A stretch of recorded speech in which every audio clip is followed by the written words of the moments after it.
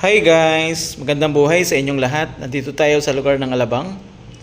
Yung diretso na yun ay papuntayan doon sa junction. Kung di mo pa napanood, pakipanood mo. At itong gawin na ito yung papuntang pagpasok ng South Expressway. At itong halapan, ito yung dating nasunog na Star Mall. At ngayon ay sinasaayos. At guys, itong bus na ito, Ceres, biyahe na yan ay biyaheng Iloilo. Doon sa Transpark, pakipanood mo kung hindi mo pa siya napanood. At meron din siyang biyahe, ang Gold Star, doon sa lugar ng Batangas City.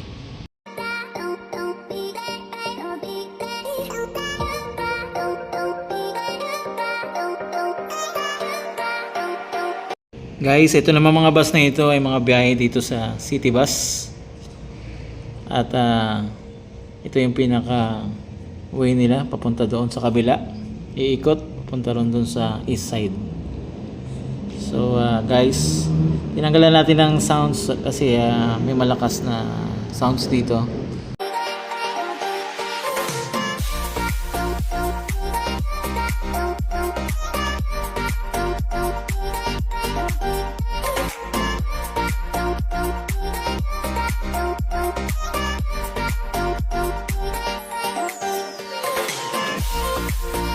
Guys, ito na mga Peña Francia. Ito yung mga biyaheng Bicol. Ang kanila naman terminal dito sa may South Station. Dito yan sa Alabang. Guys, kung di mo pa napanood yung aking vlog sa South Station, pwede mo rin panoorin.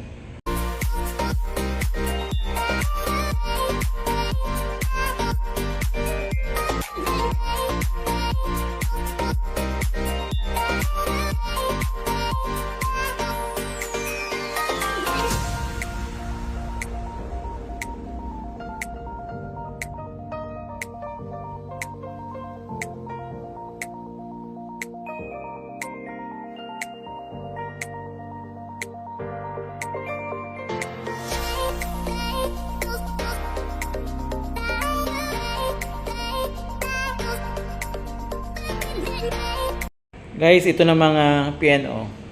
Mga biyaheng Tagkawayan, Quezon, Lucena. Tapos yung Barney, meron biyahe sila na San Andres. Meron tayo niyang vlog, pwede mong panoorin. Wala doon sa BTX nang gagaling sila.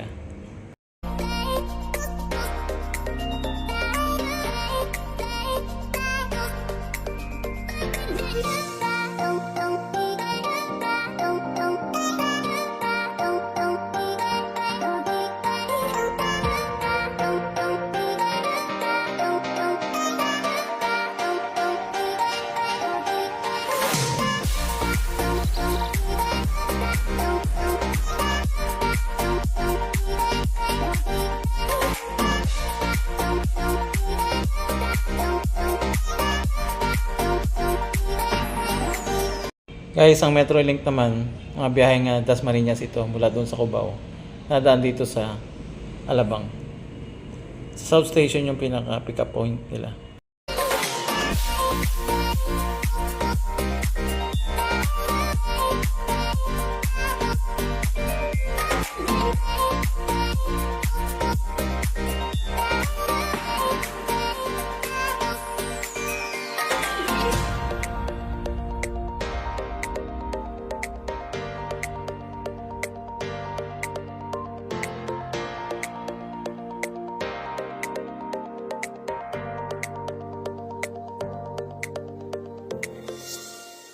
Guys, maluwag ang biyahe ngayon.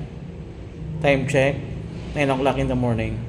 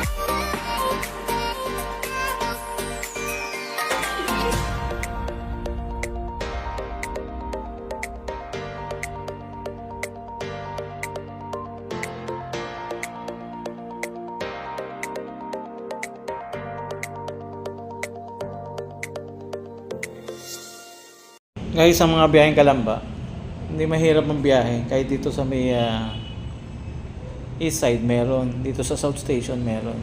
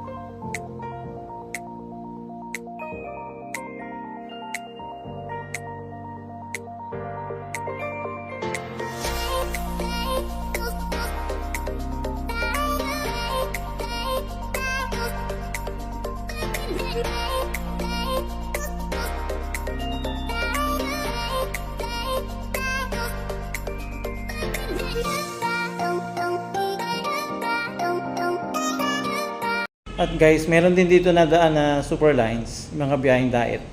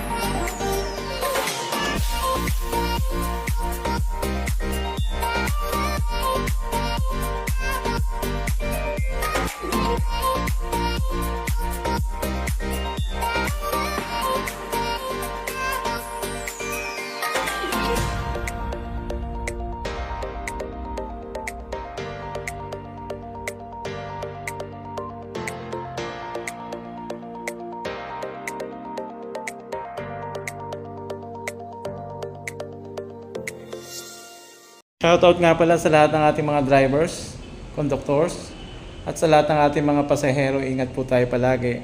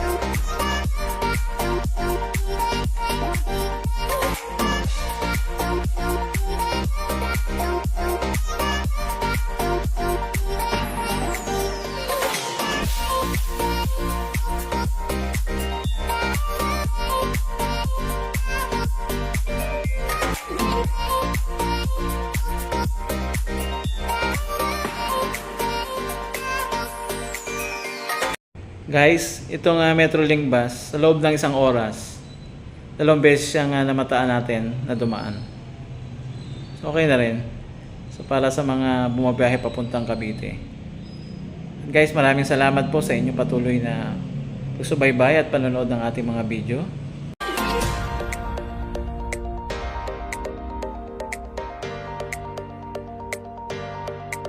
Guys, mula dito sa Alabang, ito si Ariel Nicolas na lagi nagsasabi sa inyo, purihin ang Panginoon. God bless po. Ingat po tayo sa ating mga biyahe.